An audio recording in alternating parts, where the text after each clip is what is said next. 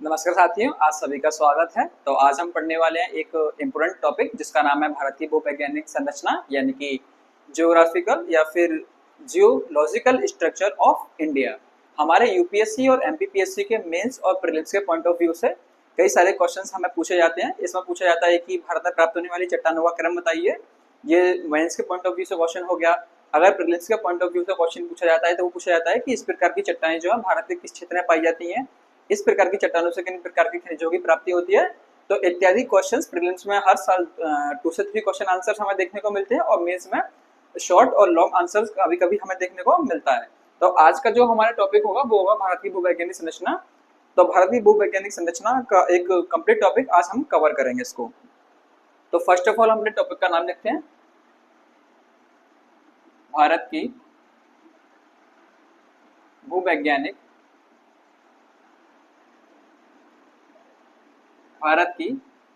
भूवैज्ञानिक संरचना यानी कि जियोलॉजिकल स्ट्रक्चर ऑफ इंडिया। तो फर्स्ट ऑफ ऑल हम ये समझते हैं कि भूवैज्ञानिक संरचना का हम अध्ययन क्यों करते हैं। तो भारत की अगर हम भूवैज्ञानिक संरचना की बात करें तो भूवैज्ञानिक संरचना का अध्ययन करने का जो उद्देश्य है, जो पर्पस है, वो है कि भारत में प्राप्त होने वाली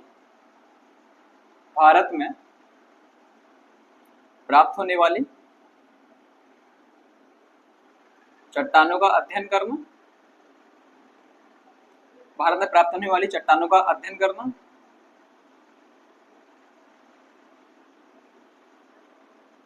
दूसरा, भूवैज्ञानिक संरचना का अध्ययन करने का एक और पर्पस होता है कि चट्टानों से प्राप्त होने वाले खनिजों का अध्ययन करना। तो चट्टानों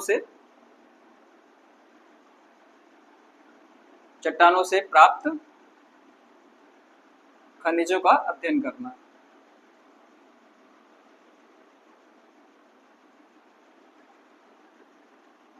तो भूवैज्ञानिक संरचना की जब हम बात करते हैं, चाहे वो हमारे इंडिया के पॉइंट ऑफ व्यू से हो या फिर हम किसी प्रदेश या एक निश्चित भू क्षेत्र की बात करें, जहां भी हमें वहाँ के जियोलॉजिकल स्ट्रक्चर यानी कि भूवैज्ञानिक संरचना की अगर बात कर रहे हैं तो उसका मतलब होगा कि उस क्षेत्र में या उस पर्टिकुलर क्षेत्र में प्राप्त होने वाली चट्टानों का अध्ययन करना है और दूसरा उन चट्टानों से प्राप्त होने वाले उन खनिजों का अध्ययन करना है। तो यहाँ का जो चैप्टर होगा वो हमारा भारतीय भूवैज्ञानिक संरचना है। तो भारत के दृष्टिकोण से यह भारतीय उपमहाद्वीप में प्राप्त होने वाली चट्टानों का अध्ययन करना है कि कैसे कैसे चट्टानों का निर्माण और उनका विकास हुआ और किन किन प्रकार की चट्टानें हमारे भारत में देखने को मिलती हैं, उन चट्टानों की प्रमुख विशेषताएं क्या हैं और उनके निर्माण में जो उत्तरदायी कारक हैं वो सारी चीजें देखने को मिलेंगी। दूसरा, जब उन चट्टानों का अध्ययन करेंगे तो हम देखेंगे कि किस प्रकार की चट्टानों से किस प्रकार के खनिजों की प्राप्ति होती है, जिससे हमें मिनरल्स एंड एनर्जी रिसोर्स वाला जो हमारे टॉपिक्स हैं वो अच्छे से कवर हो पाए और जो भी पूरा कॉन्सेप्ट है वो क्लियर हो पाए। तो आज का जो हमारा टॉपिक है भारतीय भूवैज्ञानिक संरचना, तो भूवैज्ञानिक संरचना का जो उद्देश्य होता है उसका अध्ययन करने का, तो भारत में प्राप्त होने वाली चट्टानों का अध्ययन करना। दूसरा जो उद्देश्य है चट्टानों से प्राप्त होने वाले खनिजों का अध्ययन करना। भारत प्राचीन गोंडवाना लैंड का हिस्सा रहा है, तो भारत में पृथ्वी की सर्वाधिक प्राचीन चट्टानें देखने को मिलती हैं। दूसरा, नवीन चट्टानों का भी एक अच्छा खासा भारत में जो विकास है वो हमें देखने को मिलता है। तो उनका जो एक कंप्लीट पूरा वर्ग है, उनका क्रम है, उनकी विशेषताएं सारी इस लेक्चर में हम कंप्लीट करेंगे। तो फर्स्ट ऑफ ऑल हम देखते हैं कि भारत में प्राचीनतम चट्टानें, भारत में पृथ्वी की प्राचीनतम चट्टानें प्रायद्वीपीय भारत पर देखने को मिलती हैं, यानी कि प्रायद्वीपीय भारत का जो पठार है यानी कि पेनिनसुलर प्लेट्यू ऑफ इंडिया, वहां देखने को मिलती हैं चट्टानें। प्रायद्वीपीय पठार पर देखने को मिलती हैं।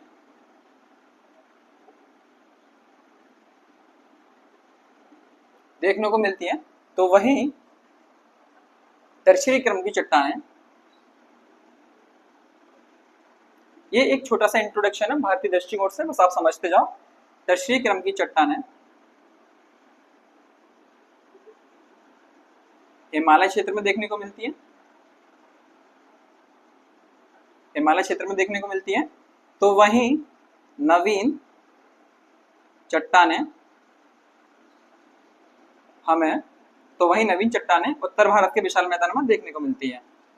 उत्तर भारत का जो विशाल मैदान है वहां हमें नवीन प्रकार की चट्टानें देखने को मिलती हैं। हम ये कह सकते हैं कि पृथ्वी पर प्राप्त होने वाली लगभग सभी प्रकार की चट्टानें भारतीय उपमहाद्वीप में हमें देखने को मिलती हैं, चाहे वो पृथ्वी की सबसे प्राचीन चट्टानें हो, जैसे कि भारत में प्राचीनतम चट्टानें जो है प्रायद्वीपीय पठार पर देखने को मिलती हैं, जो बेसिकली आर्किन क्रम की चट्टानें हैं। दूसरा, टर्शरी क्रम की चट्टानें हमें हिमालय क्षेत्र में मिलती हैं, जिन्हें हम तृतीय क्रम की चट्टानें कहते हैं। तो वहीं नवीन चट्टानें उत्तर भारत के मैदान में देखने को मिलती हैं, जिन्हें हम चतुर्थक क्रम चट्टानें कहते हैं। क्या कहते हैं? चतुर्थक चट्टानें। तो ये जो सारी चीजें हैं हमें एक इंट्रोडक्शन के रूप में समझानी थी, और उसके बाद में इसका वर्ग देखते हैं। तो भारत में प्राप्त होने वाली जो चट्टानें हैं हमने उनको प्रमुख 4 वृहद वर्गों में विभाजित किया हुआ है। उन वृहद वर्गों में किस किस प्रकार की चट्टानें आएंगी, उनका विकास और निर्माण कैसे हुआ, सारी चीजें हम अच्छे से और देखते हुए समझेंगे। तो ये है हमारा एक छोटा सा इंट्रोडक्शन कि भूवैज्ञानिक संरचना का अध्ययन करने का जो पर्पस होता है कि वो है प्राप्त होने वाली चट्टानों का अध्ययन करना, दूसरा चट्टान से प्राप्त होने वाले खनिजों का अध्ययन करना। तो भारतीय दृष्टिकोण से बात करें तो भारत में प्राचीनतम चट्टानों से लेकर टर्शियरी क्रम चट्टानें और टर्शियरी क्रम की चट्टानों से लेकर नवीन क्रम की चट्टानों सर्वाधिक चट्टानें हमें देखने को मिलती हैं। तो इनके हम वर्ग देखते हैं, फिर आगे की सारी चीजें कंप्लीट करेंगे। तो भारत में प्राप्त होने वाली जो चट्टानें हैं उनको 4 वृहद वर्गों में विभाजित किया गया है। तो वो 4 वृहद जो वर्ग हैं वो हैं 4 वृहद वर्गों में वर्गीकृत हैं। भारत में प्राप्त होने वाली चट्टानें 4 वृहद वर्गों में वर्गीकृत हैं।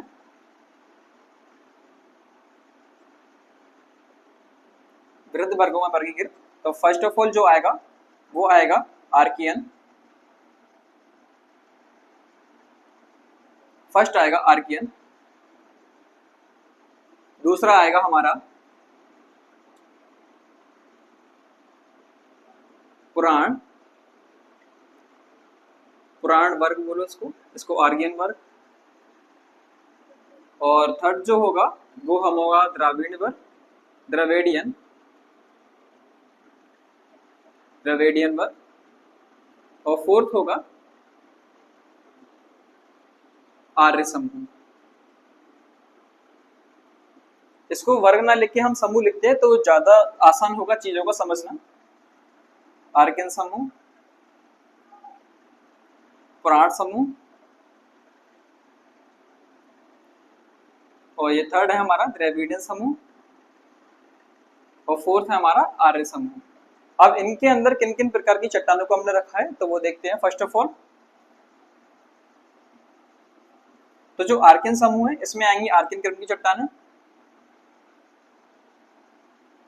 आर्कियन क्रम की चट्टानें। दूसरा इसमें आएंगे धारवाड़ क्रम की चट्टानें, धारवाड़ क्रम। सेकंड था हमारा पुराण समूह, इसमें हमें देखने को मिलेंगी कोडप्पा समूह यानी कि कोडप्पा क्रम, कोडप्पा क्रम। और बी इसमें देखने को मिलेंगे हमें विंध्यन क्रम,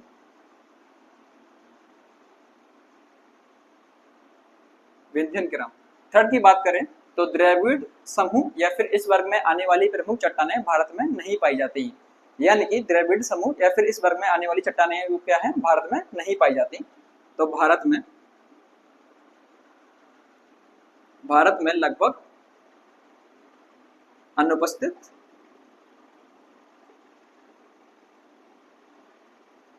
भारत में लगभग अनुपस्थित। आर्य समूह की बात करें तो आर्य समूह में हम पढ़ेंगे गोंडवाना क्रम, गोंडवाना क्रम। बी हम देखेंगे गोंडवाना क्रम, दक्कन ट्रैप,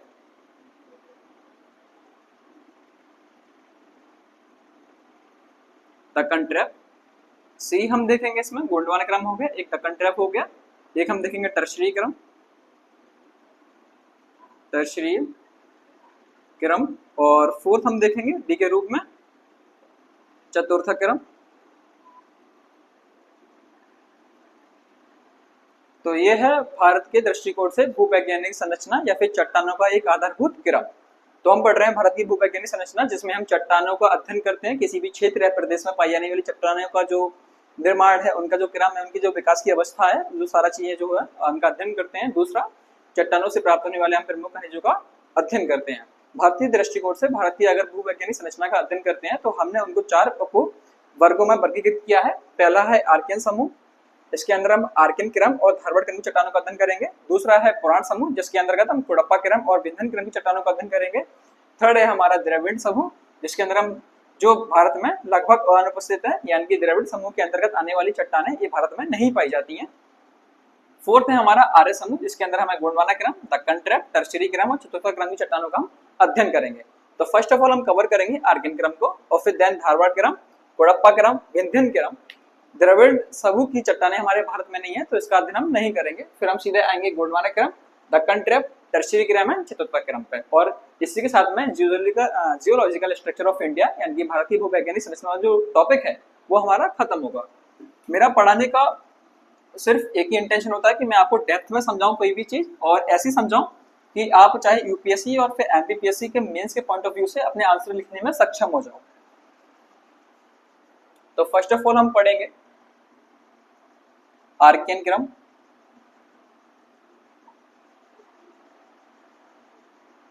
आर्कियन क्रम, तो आर्कियन क्रम के बारे में जो सारी चीजें हैं वो हम देखेंगे।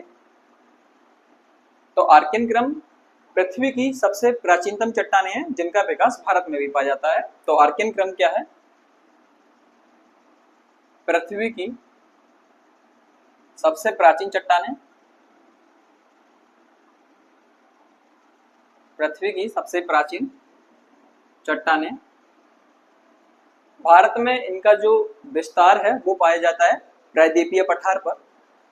इनका विस्तार, इसका विस्तार भारत के अधिकांश प्रायद्वीपीय पठार पर पाया जाता है, प्रायद्वीपीय पठार पर पाया जाता है। चूंकि पृथ्वी की और भारत की सबसे प्राचीन चट्टान होने के कारण इनमें धात्विक खनिजों की उपस्थिति पाई जाती है। तो ये मुख्यतः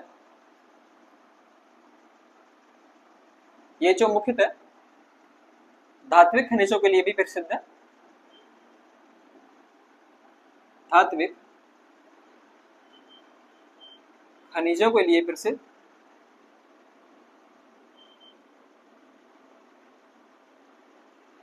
इनमें किस किस प्रकार के खनिज देखने को मिलेंगे? जैसे कि लौह अयस्क, दूसरा तांबा, थर्ड हो सकता है मैंगनीज, इत्यादि प्रकार के धात्विक खनिज हमें देखने को मिलते हैं। तो ये था एक छोटा सा रफली एक डायग्राम। तो ये था आर्कियन क्रम। तो पृथ्वी की सबसे प्राचीन चट्टानें जो भारत में, जो इनका विस्तार है भारत के अधिकांश प्रायद्वीपीय पठार यानी कि पेनिनसुलर प्लेटू ऑफ इंडिया पे अधिकांश आर्कियन क्रम की चट्टानें पाई जाती हैं। दूसरा, मुख्यतः ये चट्टानें जो होती हैं धात्विक खनिजों के लिए प्रसिद्ध हैं। इनमें लौह अयस्क, तांबा और मैग्नीज जैसे प्रमुख धात्विक खनिजों की हमें जो है प्राप्ति होती है। मैंने आपको बताया था कि भूवैज्ञानिक संरचना का अध्ययन करने का क्या पर्पस होता है। एक तो चट्टानों का अध्ययन करना है, दूसरा उनसे प्राप्त होने वाले खनिजों का अध्ययन करना है। तो ये जो सारी चीज है वो इतनी है और इतनी ही हमारे एग्जाम में पूछी आएंगी, और एग्जाम के पॉइंट ऑफ व्यू से, प्रीलिम्स और मेंस के पॉइंट ऑफ व्यू से इतना ही। और जो भी सारी चीजें पढ़ाऊंगा सफिशिएंट गुणवत्ता के साथ में पढ़ाऊंगा, बस आप पेशेंस रखिए, इस लेक्चर को पूरा देखिए। एंड में आपको ये जो लेक्चर है और ये जो टॉपिक है आपको संपूर्ण के साथ में फिनिश हो जाएगा।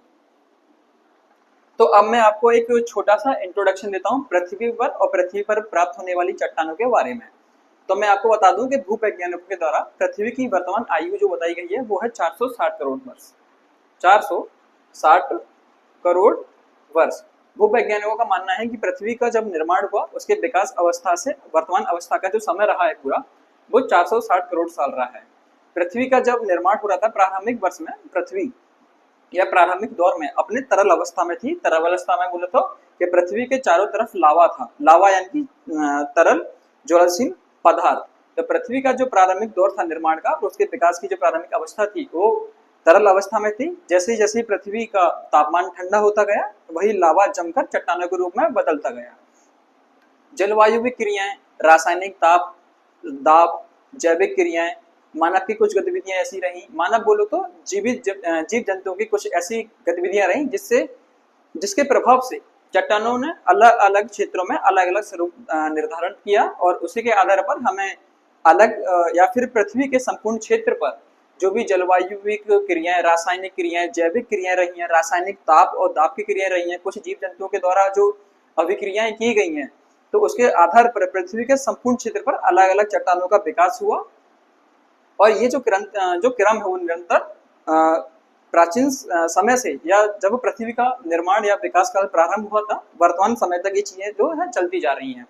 तो पृथ्वी जब लावा या फिर तरल अवस्था में थी अपने प्रारंभिक दौर में, तो फिर उस दौरान जब वो ठंडी हुई तो सबसे पहले आर्कियन क्रम की चट्टानों का निर्माण हुआ।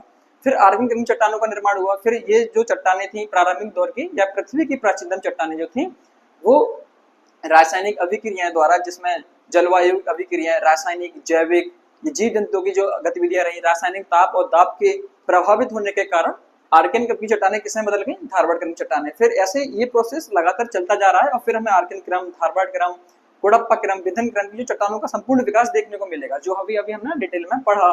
तो इसका जो विकास और निर्माण की जो अवस्था है वो लगभग ऐसे ही होती है। चट्टानों के निर्माण में या फिर उनके विकास में ये प्रमुख 4 से 5 कारक हैं, जिसमें रासायनिक ताप और दाब है, दूसरा जलवायु अभिक्रियाएं हैं, जैविक और रासायनिक अभिक्रियाएं और जीव जंतुओं की गतिविधियां लगभग शामिल होती हैं। तो इसी प्रकार के आधार पर अलग अलग क्षेत्रों में जहां उनका जैसा प्रभाव देखने को मिले वहां अलग अलग प्रकार की चट्टानों का निर्माण हुआ, उनका विकास हुआ और निरंतर ये चलता रहेगा पृथ्वी के अनंत काल तक, जब तक हमारा पृथ्वी का अस्तित्व है। तो फर्स्ट ऑफ ऑल हमने भूवैज्ञानिक संरचना देखी। भूवैज्ञानिक संरचना करने का जो उद्देश्य है उसके उद्देश्यों को समझा। भारत में प्राप्त होने वाली प्रमुख चट्टानों को हमने 4 प्रमुख वर्गों में वर्गीकृत किया और फिर 8 या 9 प्रकार के हमने चट्टानों को देखा, जिसमें फर्स्ट ऑफ ऑल हमने कंप्लीट किया आर्कियन क्रम की चट्टानें। तो आर्कियन क्रम की चट्टानें जो है पृथ्वी की सबसे प्राचीन चट्टानें हैं, जो भारत में भी पाई जाती हैं। तो इसका विस्तार जो है भारत के अधिकांश प्रायद्वीपीय पठार पर देखने को मिलता है। दूसरा, मुख्यतः धात्विक खनिजों के दृष्टिकोण से ये प्रसिद्ध है। लौह अयस्क, तांबा और मैंगनीज जैसे प्रमुख धात्विक खनिजों की हमें प्राप्ति होती है। अब हम पढ़ेंगे सेकंड, धारवाड़ क्रम।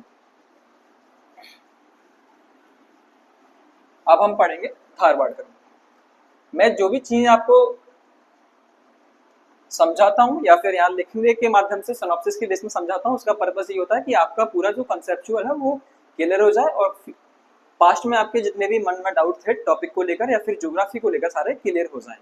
दूसरा है हमारा धारवाड़ क्रम। धारवाड़ क्रम,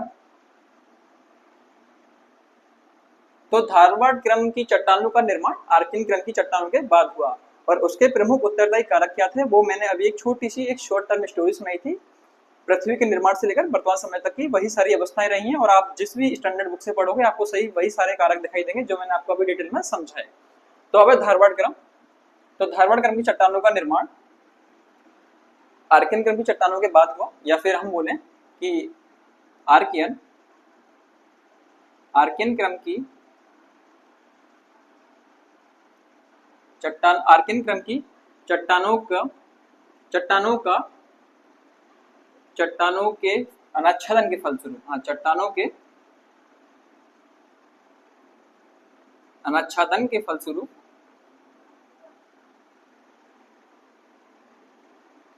अनाच्छादन के फलस्वरूप धारवाड़ क्रम की चट्टानों का निर्माण हुआ।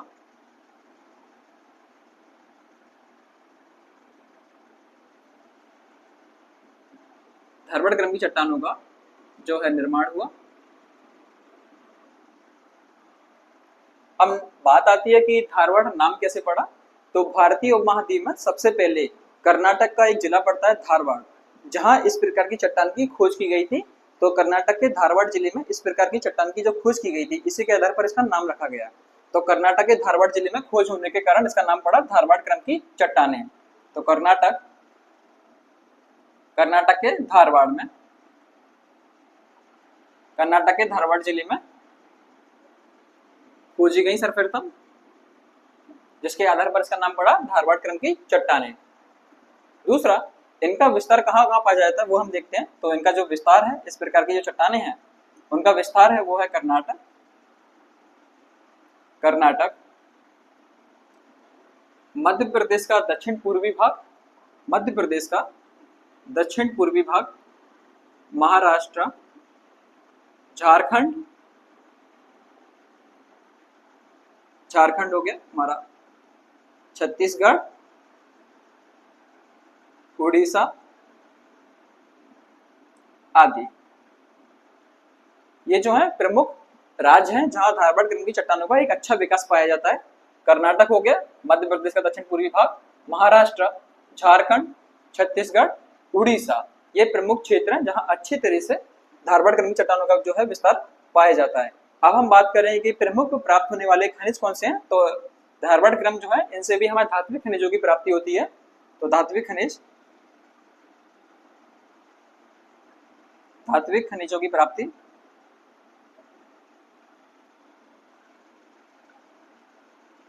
जिसमें लौह अयस्क,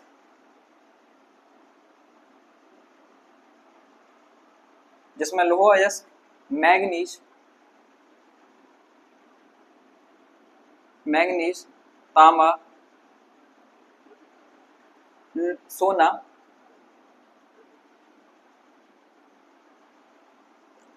फिफ्थ होगा चांदी,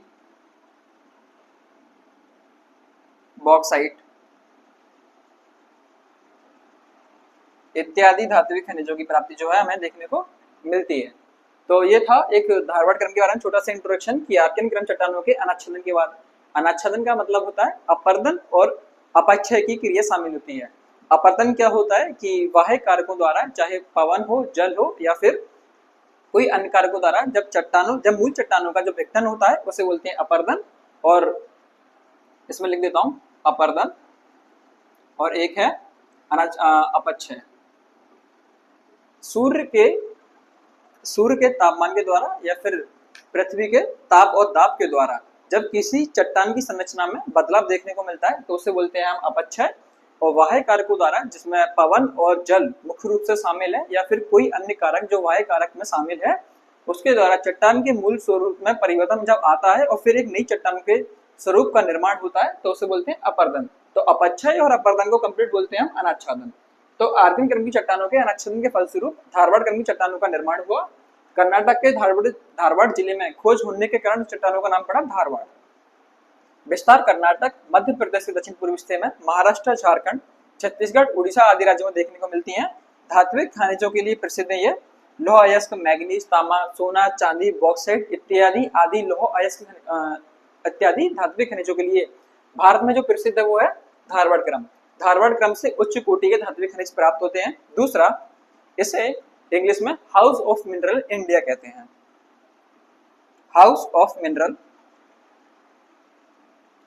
मिनरल इन इंडिया भी कहते हैं, क्योंकि भारतीय दृष्टिकोण से सबसे अच्छे और उच्च कोटि के जो धात्विक खनिज है वो हमें देखने को मिलते हैं धारवाड़ क्रम से। आपके प्रीलिम्स में क्वेश्चन भी पूछा गया है कि भारत में प्राप्त होने वाले उच्च कोटि के धात्विक खनिज किस प्रकार की चट्टान से हमें देखने को मिलते हैं, तो वो है धारवाड़ क्रम। दूसरा, हाउस ऑफ मिनरल्स किसको कहते हैं, तो धारवाड़ क्रम की चट्टानों को कहते हैं, क्योंकि अच्छी कोटि के जो धात्विक खनिज है वो कहाँ से मिलते हैं हमें, धारवाड़ क्रम से। सब तो ये था एक छोटा सा इंफॉर्मेशन किसके, धारवाड़ क्रम के बारे में। अब हम पढ़ेंगे कोडप्पा क्रम की चट्टानों के बारे में।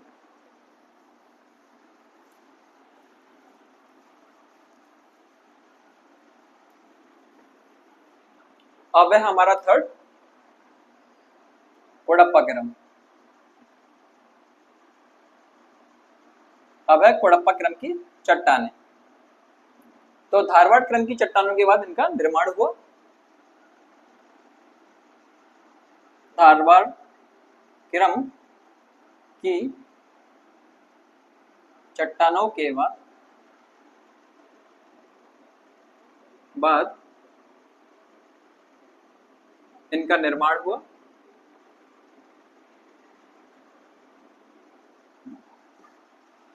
मैंने आपको बताया कि जो पृथ्वी की मूल चट्टानें थी, जैसे कि आर्कियन क्रम चट्टानें, फिर कुछ रासायनिक, जैविक, जलवायुविक, जीव जंतु की अभिक्रियाएं हुई, उसके बाद में आर्कियन चट्टानों का निर्माण हुआ। फिर उसके बाद में ये जो प्रभावी कारक आपको बताया मैंने अभी, उसके आधार पर किसी अन्य क्षेत्र में धारवाड़ क्रम चट्टानों का निर्माण हुआ। फिर धारवाड़ क्रम चट्टानों के निर्माण के बाद में कोडप्पा क्रम चट्टान हुआ। तो ये जो पीरियड है वो लगभग अभी चतुर्थ क्रम तक आ चुकी है और एक एक करके हम इनको पढ़ रहे हैं। तो फर्स्ट ऑफ ऑल पढ़ा हमने आर्कियन क्रम, दूसरा पढ़ा हमने धारवाड़ क्रम, अब है कोडप्पा क्रम। तो धारवाड़ क्रम की चट्टानों के बाद में इनका निर्माण हुआ। चूंकि आंध्र प्रदेश का एक जिला है कोडप्पा, जहां सर्वप्रथम इस प्रकार की जो चट्टानों की खोज की गई थी। तो आंध्र प्रदेश का जो कोडप्पा जिला है वहां इनकी जो है सर्वप्रथम खोज हुई थी। तो इसी के आधार पर इन चट्टानों का नाम रख दिया गया कोडप्पा क्रम। तो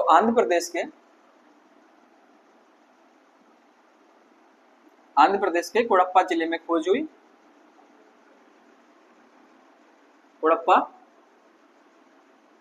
जिले में खोज होने के कारण इनका चट्टानों का नाम रखा गया कोडप्पा क्रम की चट्टानें। दूसरा, आधात्विक खनिजों के लिए प्रसिद्ध है। आधात्विक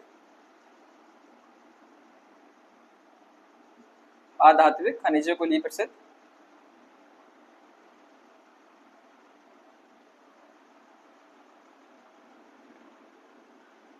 अधात्विक खनिजों के लिए प्रसिद्ध। मैंने आपको बताया कि जो आर्थिन क्रम की चट्टानें और धारवाड़ क्रम की चट्टानें थी वो किसके लिए थी, धात्विक खनिजों के लिए प्रसिद्ध। तो अब है कोडप्पा क्रम, ये ध्यान रखना अधात्विक खनिजों के लिए प्रसिद्ध है। और आंध्र प्रदेश के कोडप्पा जिले में खोजे जाने के कारण सर्वप्रथम तो नाम रखा गया कोडप्पा क्रम। अधात्विक खनिजों के लिए प्रसिद्ध है। इनका जो विस्तार है, इनका जो विस्तार है वो है आंध्र प्रदेश,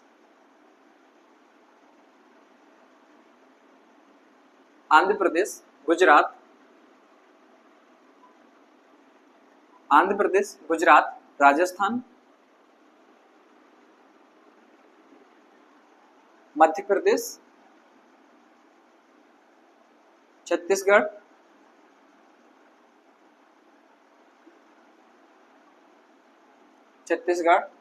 झारखंड,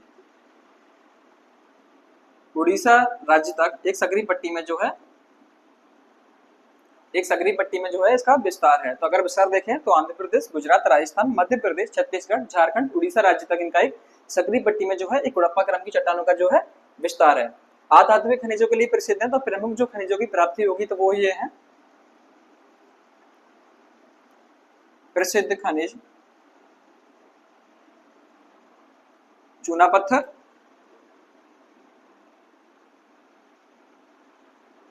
दूसरा डोलोमाइट और बलुआ पत्थर।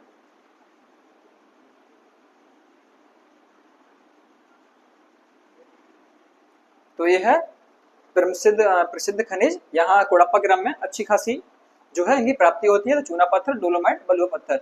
मैं आपको बता दूं, चूना पत्थर जो है सीमेंट उद्योग का प्रमुख कच्चा माल है।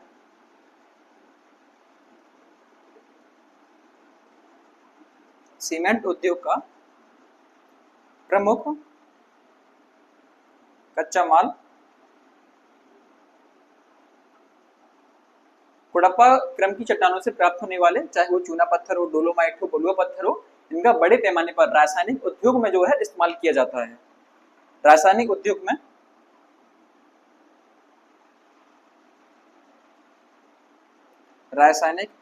में अच्छा खासा जो है इस्तेमाल देखने को मिलता है।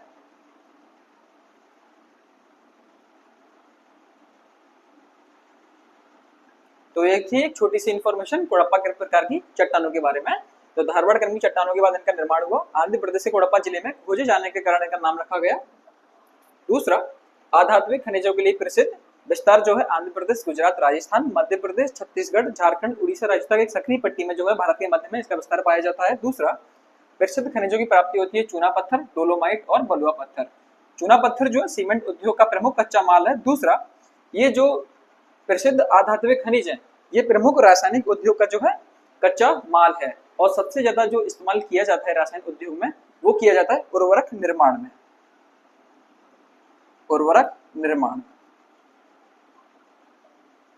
तो ये था एक छोटा सा इंफॉर्मेशन कोडप्पा क्रम। अब हम बात करेंगे विंध्यन क्रम के बारे में।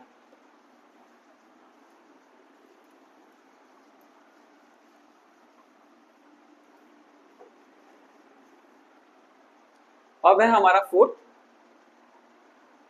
विंध्यन क्रम।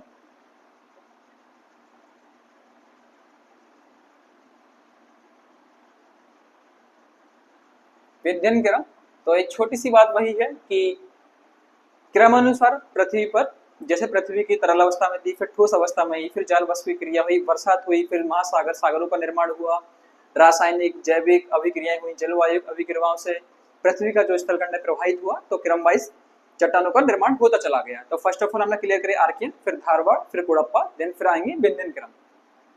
तो कोडप्पा क्रम की चट्टानों के बाद इनका निर्माण हुआ। कोडप्पा क्रम की चट्टानों के बाद निर्माण भारत में उच्च कोटि के अधात्विक खनिजों के लिए प्रसिद्ध। भारत में उच्च कोटि के अधात्विक खनिजों के लिए प्रसिद्ध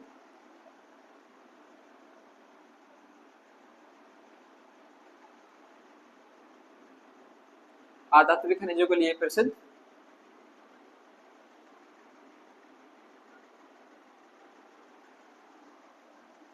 अब ना बात आती है कि विंध्यन किरण की चट्टानें जो है, नाम क्यों रखा गया विंध्यन? तो भारत के मध्य में एक विंध्यन पर्वतमाला है जो भारत को दो बराबर हिस्सों में विभाजित करती है, जिसे हम बोलते हैं उत्तर भारत और दक्षिण भारत। तो उत्तर भारत और दक्षिण भारत का जो एक डिवीजन लाइन है, जिसके आधार पर हम भारत को दो हिस्सों में बांटते हैं, तो वो है विंध्यन पर्वतमाला, जो पूर्व से पश्चिम तक फैली हुई है। इसका जो विस्तार है गुजरात से लेकर गुजरात, मध्य प्रदेश से छत्तीसगढ़, झारखंड और बिहार राज्य तक इसका जो है विस्तार देखने को मिलता है। तो विंध्यन किरम या फिर विंध्यन जो पर्वतमाला है, उसके आधार के सारे इस प्रकार की चट्टानों की खोज की गई। तो विंध्यन जो पर्वतमाला है उसके आधार पर इस प्रकार की चट्टानों की जो खोज की गई, तो इसी का नाम रख दिया गया विंध्यन किरम। तो इनका जो नामकरण है वो है नामकरण विंध्यन पर्वतमाला के आधार पर किया गया, क्योंकि विंध्यन पर्वतमाला के आधार के सारे ही इस प्रकार की चट्टानों का जो है विस्तार पाया जाता है। तो नामकरण जो है विंध्यन पर्वतमाला के आधार पर।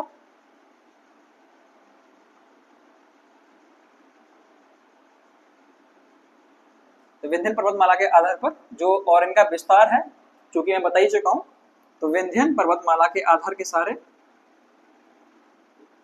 विंध्यन पर्वत माला के आधार के सारे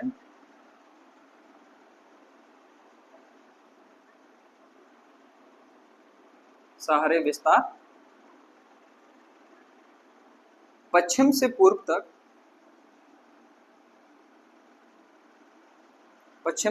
तक सक्रिय पट्टी में जो है विस्तार देखने को मिलता है। जैसे गुजरात में,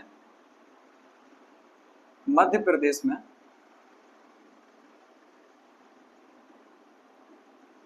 छत्तीसगढ़,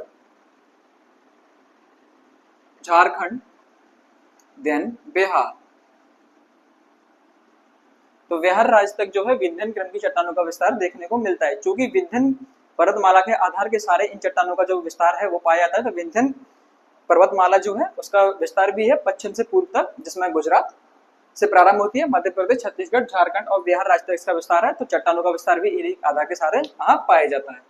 दूसरा, भारत में उच्च कोटि के आधात्विक खनिजों की प्राप्ति होती है। तो किस प्रकार के जो खनिज है वो देखने को मिलते हैं हमें? जो खनिज है वो है चूना पत्थर, उच्च कोटि का चूना पत्थर, डोलोमाइट,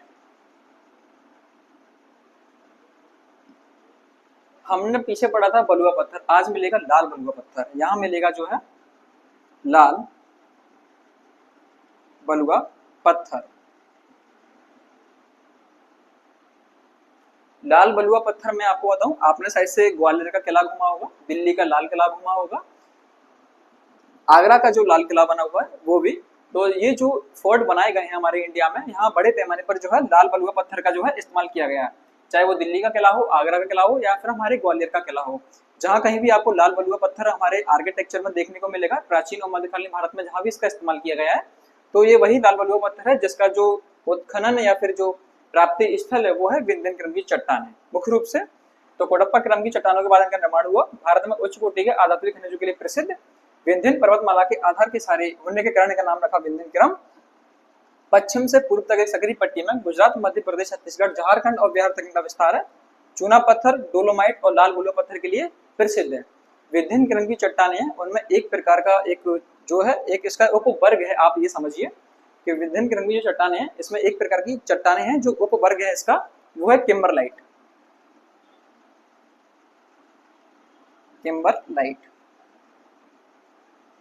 किम्बरलाइट जो युक्त जो पत्थर है उनमें मिलते हैं हीरे के अवशेष। क्या मिलता है? हीरा। जो प्रमुख खनिज है,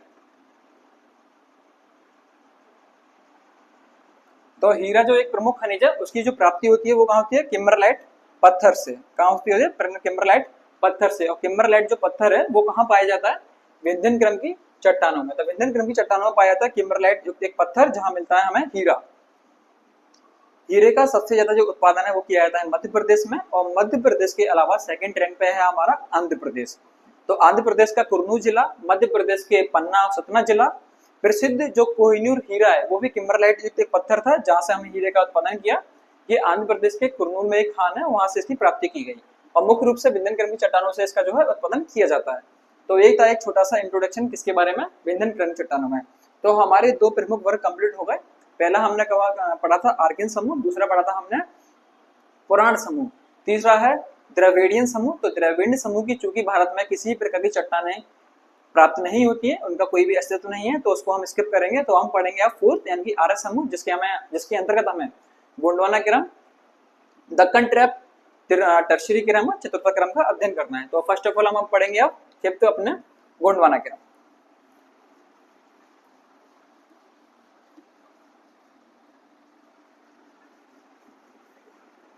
तो अब है हमारा गोंडवाना क्रम।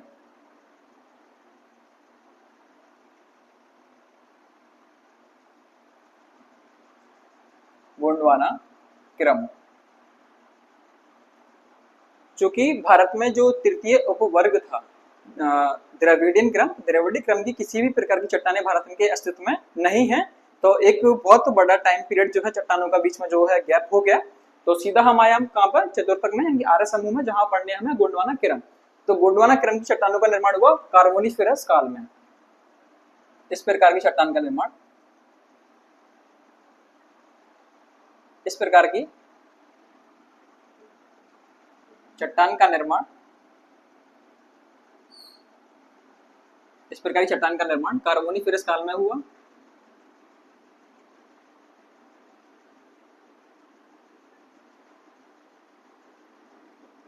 कार्बोनिफेरस काल में हुआ। तो कार्बोनिफेरस काल क्या है, तो मैंने आपको बताया कि भूवैज्ञानिकों के द्वारा पृथ्वी की जो कुल आयु है वर्तमान समय तक वो 460 करोड़ बताई गई है। तो पृथ्वी का जो एक निर्माण है और उसकी विकास की अवस्था को वर्तमान समय तक समझने के लिए भूवैज्ञानिकों ने पृथ्वी को कई बड़े बड़े कालखंडों में बांटा है, ताकि पृथ्वी पर जो भी संरचना का निर्माण हुआ, चाहे वो स्थल खंड हो, सागरों का निर्माण, महासागरों का निर्माण, किस प्रकार की चट्टानें किस प्रकार के काल में उनका जो निर्माण है, विकास हुआ, अस्तित्व में आई। तो इस सारी चीजों का अध्ययन करने के लिए, एक जियोलॉजिकल अध्ययन करने के लिए भूवैज्ञानिकों ने पृथ्वी को कई सारे कालखंडों में विभाजित किया, जिसमें से एक प्रकार का जो कालखंड था वो था कार्बोनिफेरस काल। तो कार्बोनिफेरस काल में क्या हुआ, बड़े पैमाने पर भूमि की हलचल होती है। क्या होती है, बड़े पैमाने पर भूमि की हलचल होती है, यानी कि उथल पुथल जैसी जो एक अवस्था रही वो रही बड़े पैमाने पर कार्बोनिफेरस काल में। तो जब स्थल खंड पर या पृथ्वी के बड़े बड़े प्रमुख क्षेत्रों में कार्बोनिफेरस काल में भूमि की हलचल देखने को मिली, तो क्या हुआ, बड़े बड़े जो जीव जंतु थे, पेड़ थे, वृक्ष थे, झाड़ियां थी, वनस्पतियां थी, वो क्या हुआ, नदी घाटियों में दब गई या फिर किसी प्रकार की चट्टानों के नीचे दब गई। सागरीय क्षेत्र में कुछ ऐसी घाटियों का निर्माण हुआ, तो सागरीय जीव जो है उन चट्टानों के नीचे दब गए। तो कार्बोनिफेरस काल में क्या हुआ, बड़े पैमाने पर पृथ्वी पर भूमि की हलचलें हुई, जिससे स्थलखंड पूरी तरह से लगभग डगमगा सा गया, जिस पर बड़े जीव जंतु, वनस्पतियां, पेड़ पौधे, सागरीय जीव चट्टानों के नीचे दब गए, जिससे आगे चल के क्या हुआ, फॉसिल फ्यूल का निर्माण हुआ। क्या हुआ, फॉसिल फ्यूल का निर्माण हुआ, यानी कि जीवाश्म ईंधन का निर्माण हुआ। और जीवाश्म ईंधन के रूप में सबसे पहले निर्माण हुआ कोयले का। तो इतनी सी बात थी कार्बोनिफेरस काल की। तो गोंडवाना क्रम, तो इस प्रकार की चट्टानों का निर्माण जो कार्बोनिफेरस काल में हुआ, और कार्बोनिफेरस काल में जो भूमि की हलचल हुई इसके बारे में मैंने आपको बताया। अब देखो आगे का नहीं, जैसे मैं लिखता जा रहा हूँ आप उस चीज को समझो। तो इस प्रकार की चट्टान का निर्माण कार्बोनिफेरस काल में हुआ। गोंडवाना प्रकार की जो गोंडवाना क्रम की जो चट्टानें हैं वो कोयला उत्पादन के लिए प्रसिद्ध है। बिल्कुल, तो गोंडवाना क्रम की चट्टानें कोयला खनिज के लिए प्रसिद्ध है, खनिज के लिए प्रसिद्ध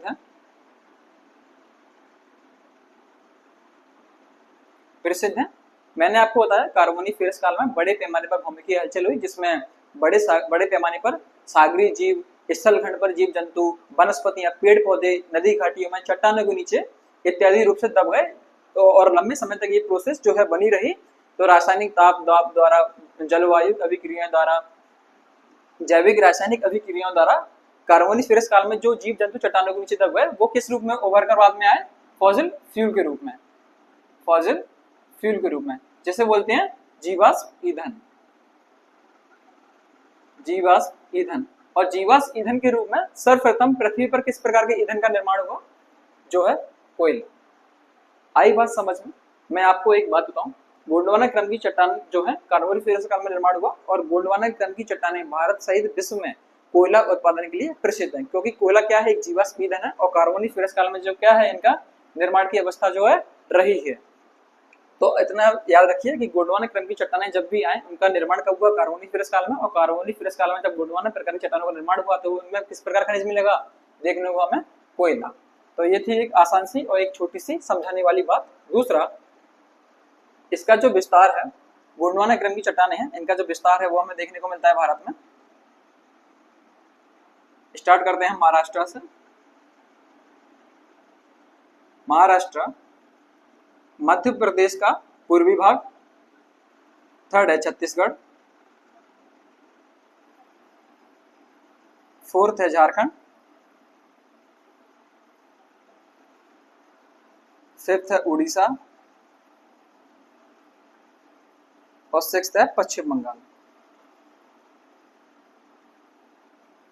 तो भारत के मध्य क्षेत्र में महाराष्ट्र, मध्य प्रदेश का पूर्वी भाग, छत्तीसगढ़, झारखंड, उड़ीसा और पश्चिम बंगाल में बड़े और एक अच्छे स्तर पर चौड़े सकरे भाग में गोंडवाना क्रम की चट्टानों का जो है हमें देखने को विस्तार जो है देखने को मिलता है, और इससे बड़े पैमाने पर भारत में कोयले की प्राप्ति की जाती है।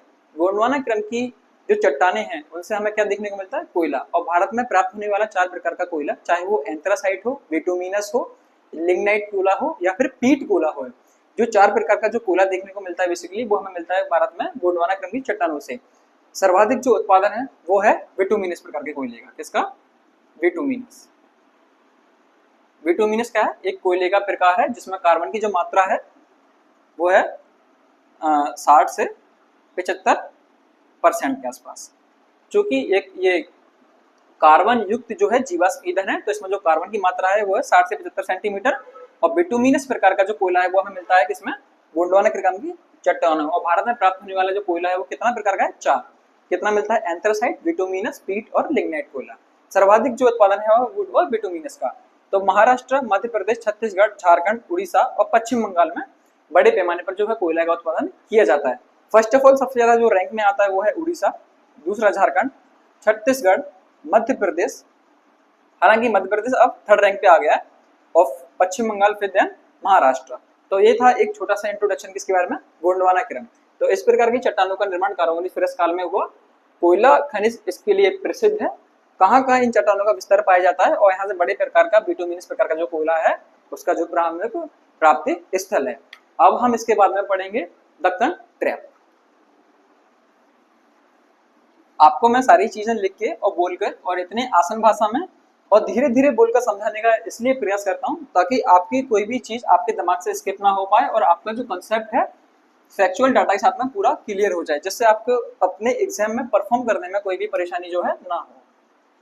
अब है दक्कन ट्रैप।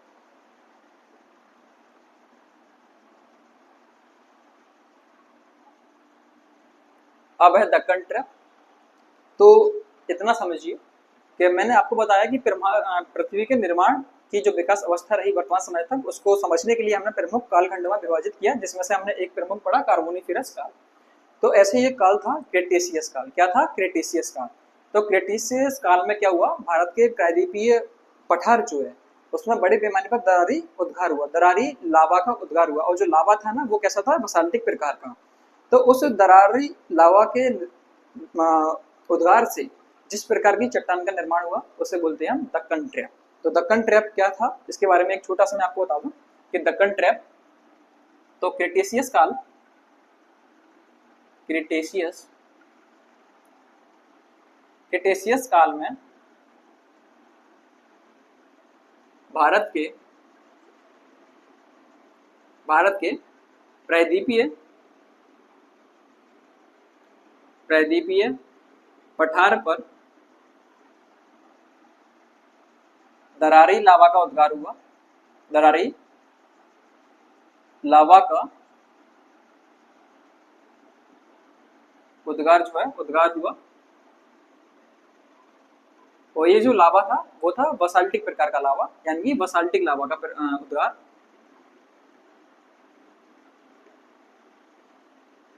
बसाल्टिक लावा का उद्गार।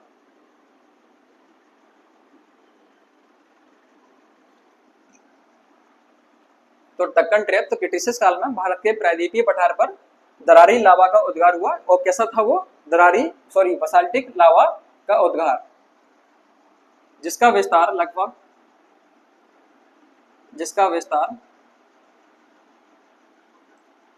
भारत के 5.5 यानी 5.5 लाख वर्ग किलोमीटर तक हुआ। इसका जो विस्तार है वो कितना है?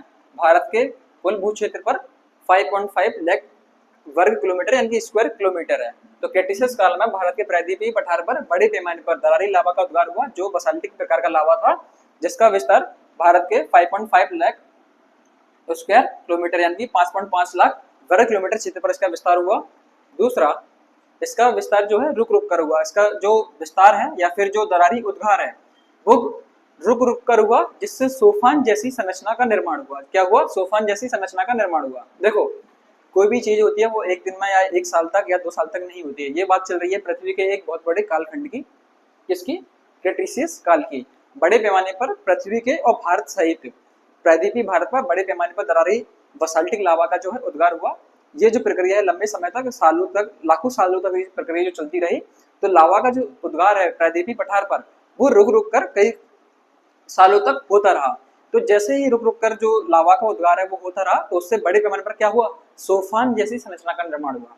और उस सोफान जैसी संरचना को बोलते हैं ट्रैप। क्या बोलते हैं? ट्रैप। तो सोफान जैसी संरचना को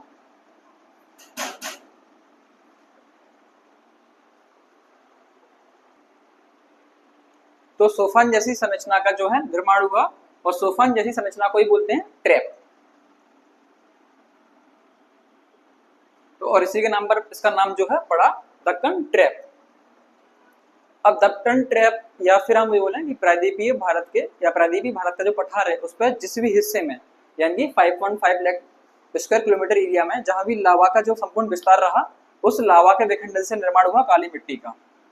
लंबे समय के बाद में लावा जब ठंडा हुआ और जलवायुविक, रासायनिक, जैविक अभिक्रियाओं के फलस्वरूप जब लावा का विखंडन प्रारंभ हुआ, तो लावा के विखंडन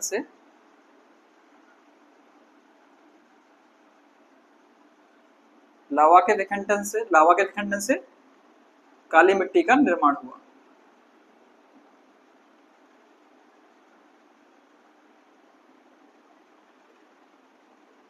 काली मृदा का जो निर्माण हुआ। तो भारत के चाहे वो मालवा का पठार हो, मालवा का पठार मध्य प्रदेश में पड़ता है, मैं आपको बताऊं, तो मालवा का पठार का पश्चिम दक्षिणी हिस्सा, महाराष्ट्र का पठार, कर्नाटक का पठार और तेलंगाना का पठार, जो संपूर्ण ये जो रीजन है, यहाँ बड़े पैमाने पर क्या हुआ? प्रायद्वीपीय पठार पर क्रेटेशियस काल में बसाल्टिक लावा का उद्गार हुआ। बसाल्टिक लावा आगे चलकर कई सालों बाद ठंडा हुआ और जैविक, रासायनिक और जलवायु अभिक्रियाओं के फलस्वरूप जब लावा ठंडा होकर विखंडित हुआ, तो किसका निर्माण हुआ? काली मिट्टी का। यही कारण है कि महाराष्ट्र का पठार और कर्नाटक का पठार और तेलंगाना का पठार और मध्य प्रदेश का दक्षिण पश्चिमी हिस्सा, जिसे हम मालवा का पठार कहते हैं, वहां बड़े पैमाने पर क्या हुआ? काली मिट्टी का विस्तार हमें आज देखने को मिलता है। आपको मैं एक चीज बताऊं, हमारा एक लेक्चर थर्ड है जिसमें हमने मृदा संसाधन यानी कि सोइल ऑफ इंडिया बताया, जिसमें मैंने काली मिट्टी के बारे में अच्छे से, या फिर भारत में प्राप्त होने वाली प्रमुख मिट्टियों के बारे में अच्छे से और विस्तार से बात की है, जिसमें एक प्रमुख है काली मिट्टी। तो काली मिट्टी का विस्तार कहाँ पाया जाएगा? जहां क्रेटेशियस काल में बसाल्टिक लावा का उद्गार हुआ। अब देखो, दक्कन, आपने एक चीज पढ़ी होगी, दक्कन का पठार। तो दक्कन का पठार जो है basically Maharashtra plus Karnataka plus Telangana और मध्य प्रदेश का दक्षिण पश्चिमी हिस्सा, मध्य प्रदेश का दक्षिण पश्चिमी हिस्सा कंप्लीट कहता है दक्कन का पठार। और दक्कन का पठार जो नाम पड़ा है वो है दक्कन ट्रैप के आधार पर। इससे संपूर्ण क्षेत्र में क्या मिलता है हमें? काली मिट्टी का विस्तार, क्योंकि इसी संपूर्ण क्षेत्र में क्रेटेशियस काल में दरारी लावा का उद्गार हुआ, वही लावा आगे जाके ठंडा हुआ और विखंडित हुआ, तो काली मिट्टी का निर्माण हुआ। और काली मिट्टी का विस्तार सर्वाधिक भारत में कहाँ मिलता है? महाराष्ट्र, कर्नाटक, तेलंगाना पठार पर और मध्य प्रदेश के दक्षिण पश्चिमी हिस्से में, जो बेसिकली क्या है? दक्कन पठार का हिस्सा। महाराष्ट्र का पठार, कर्नाटक का पठार, तेलंगाना का पठार और मध्य प्रदेश का दक्षिण पश्चिमी हिस्से को मिलाकर ही हम उसको दक्कन का पठार कहते हैं। और दक्कन के पठार पर काली मिट्टी का विस्तार है, क्योंकि भारत में यही एकमात्र क्षेत्र है जहां बड़े पैमाने पर 5.5 लाख वर्ग किलोमीटर क्षेत्र में क्या हुआ? क्रेटेशियस कालीन बसाल्टिक लावा का उद्गार हुआ। यही आगे जाके क्या हुआ? काली मिट्टी का विस्तार। तो ये थी एक जानकारी दक्कन ट्रैप के बारे में, उसका विस्तार और कैसे काली मिट्टी का जो है निर्माण हुआ है। अब हम बढ़ते हैं अपना 7th टर्शरी क्रम और फिर चतुर्थ क्रम, और इसी के साथ में आज का लेक्चर हमारा संपूर्णता के साथ में फिनिश होगा।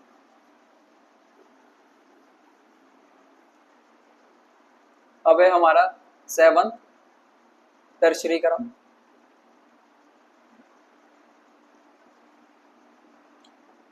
तो टर्शरी क्रम के बारे में सिर्फ एक लाइन जाननी है, और एक लाइन हमारे एग्जाम के पॉइंट ऑफ व्यू से सफिशिएंट है। टर्शरी क्रम की चट्टानें हिमालय क्षेत्र में देखने को मिलती हैं। अब कैसे मिलती हैं देखो, हिमालय पर्वत जो है एक बलित पर्वत का उदाहरण है। दूसरा, हिमालय पर्वत का निर्माण टर्शरी काल में हुआ। टर्शरी काल में हिमालय पर्वत का निर्माण हुआ, तो हिमालय पर्वत के अंतर्गत मिलने वाली चट्टानों को जो हमने नाम दिया वो है टर्शरी क्रम। सिर्फ इतना। तो हिमालय संपूर्ण हिमालय क्षेत्र में प्राप्ति स्थल जो है प्राप्त होती है। बस एग्जाम के पॉइंट ऑफ व्यू से और आपके नॉलेज के पॉइंट ऑफ व्यू से इतना ही सफिशिएंट है, इससे ज्यादा कुछ पूछा ही नहीं जाएगा आपसे। हिमालय क्षेत्र में प्राप्त होती है क्या? टर्शरी क्रम, क्योंकि हिमालय पर्वत जो है एक बलित पर्वत का उदाहरण है। हिमालय पर्वत का जो निर्माण है वो कब हुआ? टर्शरी काल में। तो इस प्रकार की जो चट्टानों का निर्माण हुआ वो भी कब हुआ?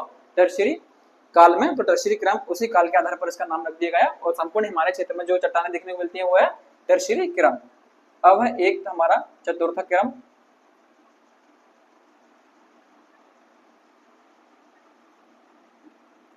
उत्तर भारत का जो विशाल मैदान है जिसका निर्माण सिंधु नदी तंत्र, गंगा नदी तंत्र और ब्रह्मपुत्र नदी तंत्र द्वारा किया गया। नदियों के द्वारा बड़े पैमाने पर जल अणुओं का विखंडन और निक्षेपण किया गया, जिसके विखंडन से जलोढ़ मिट्टी का निर्माण हुआ। भारत के उत्तर में, उत्तर भारत के विशाल मैदान में संपूर्ण में जलोढ़ मिट्टी का जो है निर्माण या विस्तार में देखने को मिलता है। वही जलोढ़ मिट्टी का जो विस्तार है उत्तर भारत का संपूर्ण जो मैदान है वो क्या है? चतुर्थ क्रम। अब आपका हो गया कि सर आप तो अभी चट्टान पढ़ा रहे थे, आपने मिट्टी कैसे बता दी? तो मैं आपको बताऊं कि मैंने आपको बताया कि चट्टानों का जो विकास है वो क्रमिक रूप में लंबे लाखों सालों तक चलता रहता है। तो चतुर्थ क्रम यानी कि जलोढ़ मिट्टी अभी मृदा के रूप में, आगे लाखों सालों बाद क्या होगी? ये चट्टान का रूप ले लेगी, और फिर किस प्रकार की चट्टानों का जो निर्माण होगा? चतुर्थ क्रम। चतुर्थ क्रम को नवीन क्रम की चट्टानें भी कहते हैं। नवीन क्रम की चट्टानें। दूसरा, कहां देखने को मिलेंगी वर्तमान अवस्था में? तो उत्तर भारत का विशाल मैदान। उत्तर भारत का विशाल मैदान जो संपूर्ण जलोढ़ मिट्टी का क्षेत्र है, जिसका निर्माण हिमालय की नदियों द्वारा लाए गए जल रूपों के निक्षेपण से हुआ है। उत्तर भारत का विशाल मैदान वाला एक लेक्चर आपको मैं बना के ऑलरेडी रिकॉर्ड करके यूट्यूब पे अपलोड है, आप उसको देखिए, ताकि आपको उत्तर भारत का जो विशाल मैदान है उसके फॉर्मेशन से सारी चीजें आपको अच्छे से कंठस्थ हो जाएंगी, और फिर आसानी से आप चतुर्थ क्रम की जो चट्टानें हैं वो समझ सकोगे। तो चतुर्थ क्रम की चट्टानें हैं वो अभी वर्तमान में जलोढ़ मिट्टी के रूप में है, और जलोढ़ मिट्टी यानी कि उत्तर भारत का विशाल मैदान जो है संपूर्ण इसका उदाहरण है।